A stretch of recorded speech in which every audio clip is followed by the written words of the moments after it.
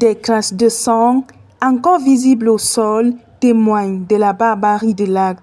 Nous sommes à Ouda, à environ 2 kilomètres de l'entrée Plaque El Anbi, dans la circonscription d'Onfou. C'est l'horreur dans cette concession, marquée par des traces de roues de voiture d'Elodie à l'entrée. Dans la cour, une paire de chaussures et quelques vêtements abandonnés gisent sur le sol.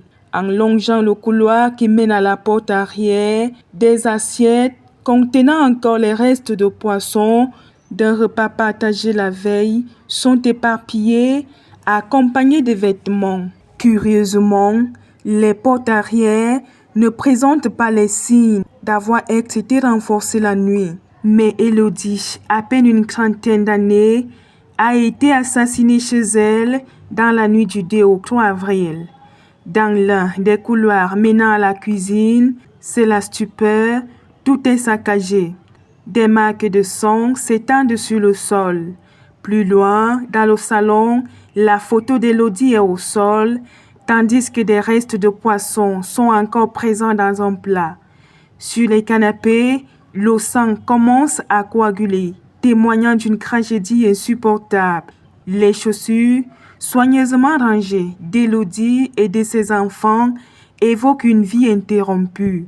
Son frère aîné, présent sur les lieux, accepte de nous parler hors caméra.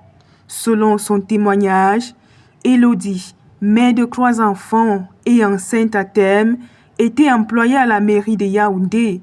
Après un divorce difficile, elle était revenue vivre chez elle.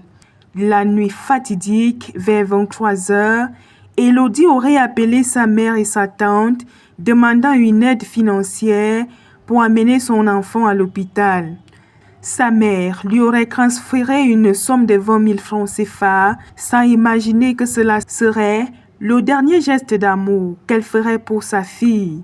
Elodie aurait été soumise à un véritable martyre par son bourreau, exigeant une rançon de sa famille jusqu'au petit matin. Malheureusement, Elodie ne possède pas un voisinage proche. Les cris de détresse de la mère auront donc réveillé les enfants, mais ils auraient été repoussés par l'agresseur. L'aîné, gravement blessé à la tête, se trouve actuellement à l'hôpital. Le bourreau aurait utilisé des armes blanches pour exterminer sa victime.